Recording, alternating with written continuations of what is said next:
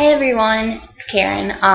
It is Sunday and I have been watching YouTube videos and lots of people have been talking about the 5 books that they would bring on an island. So I decided to respond to that with my own video. And the first category, there's 5 categories of books that you would have to bring. The first one is a book that I would like to reread. So my first book for that is actually a self-help book called Run Your Butt Off. And I loved this book the first time I read it. The problem was I didn't follow it, so this time I need to reread it and follow it. But it's written by the people who do Runners, or who publish Runner's World. And basically it's a weight loss / running program, so it's for newbies who haven't run before. And it starts off, each week there's a challenge of what you have to do. So week 1 is what I just read today, and it's walking 30 minutes a day. That is so easy. So I think that it's a program that can kind of trick you into running longer distances, and then hopefully one day you're like, oh my gosh, I'm running this far, and I started just by walking 30 minutes. So I did go on my 30-minute walk today before it started to thunder. It's going to thunder really hard in like 2 seconds, so I'm going to try and finish this. But Run Your Butt Off is a book that I would bring with me so I can reread it and get some running practice when I'm on that island. The next one is a book that I've always wanted to read. Oh, and I don't have it with me, but it's Sacajawea. My mom loves to read, and it's her all-time favorite book in the entire world. Sacajawea. It is over 1,000 pages. I don't even know how many pages, but it's a lot. And so I think I've started it before and I've been fascinated with it, but to conquer a book that long, it's just crazy. So I think maybe this summer I need to just sit down and read it, and just a little bit each day. But I think it would be interesting because the woman researched Sacajawea, and it's I think it's historical fiction, but still there's a lot of fact in it, and I just think it would be interesting to know more about who she was, and I don't know, just the journey she went on and all that. So that's the book that I've always wanted to read. And then a book from my childhood, I would say I have 3, and so it was really hard to pick. Little House on the Prairie was huge for me, and huge for my imagination and all the pretend games that I would play. Like, I was constantly like a prairie little girl on my way to someplace. I don't know. I played a lot of weird pretend games when I was little. So I think those really impacted my childhood, and like I definitely remember them. American Girl doll books. I have, to this day, I have the entire collection. Like, I have continued to keep up with collecting those, even though I actually haven't read the newest few girls, even though I have their books. Maybe one day I will, but I think like it's a collection thing to me just to keep all those. But the one I did choose is from when I was older, and it is, of course, Harry Potter. I think I first read it in 7th grade, or maybe 8th grade, I can't remember, 7th or 8th grade. And at that time, books 1, 2, and 3 were out. Book 4 came out this summer after I started reading these. I think I finished this one in one night at home. Books 2 and 3, I quickly, I can't remember if I checked them out from the library, if I bought them because I love them so much. I quickly read those. Book 4 came out this summer right after I started reading these, and I went to the bookstore and got it at midnight. Then book 5 came out, and I was at summer camp, but luckily the day it came out was like our last day of camp, and we went home that day. So I got it delivered to my house so that I could start reading it like literally the second I walked in the door. My parents came to pick me up at camp.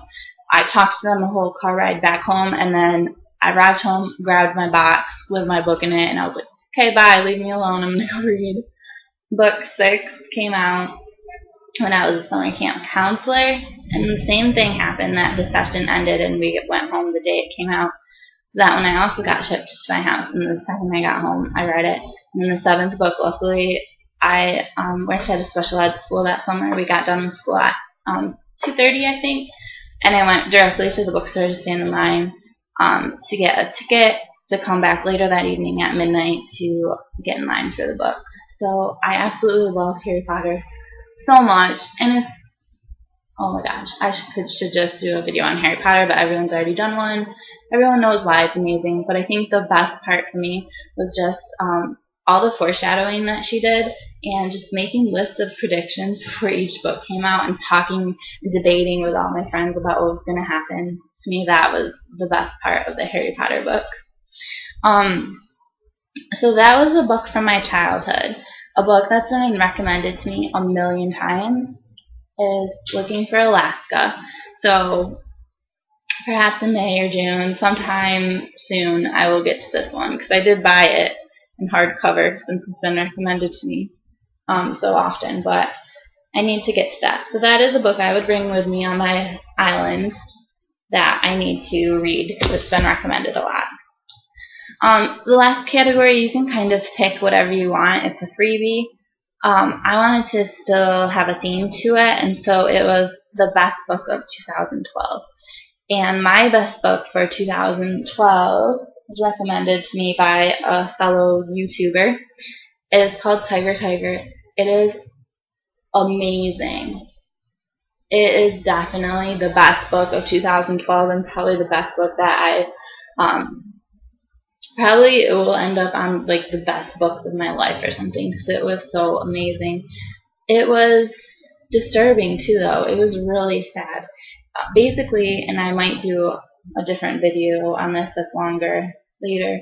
Basically, it's just about this girl, and she comes from kind of a neglectful home life, and her dad is slightly abusive, not crazy bad, but he's not the best dad.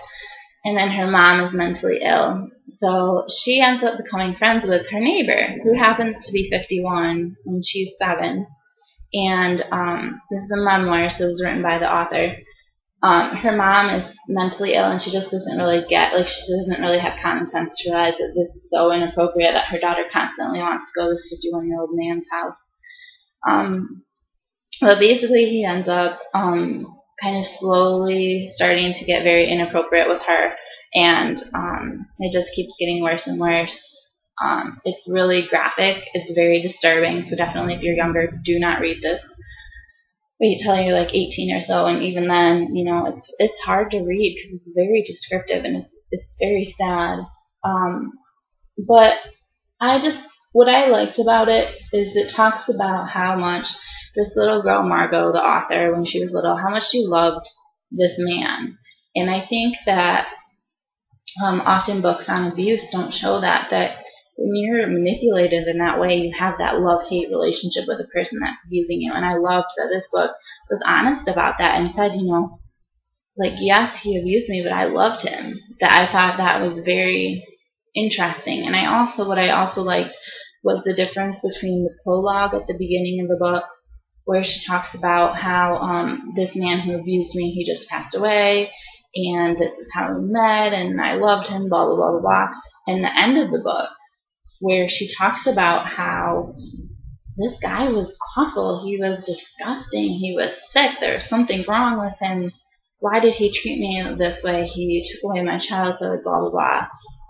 I think that in writing this book, the author was able to process through a lot of her feelings too, and I love just how honest it was, and how it's not black and white to be abused. Like, there's so much gray, and I just thought that this book really showed that, and I loved that about this.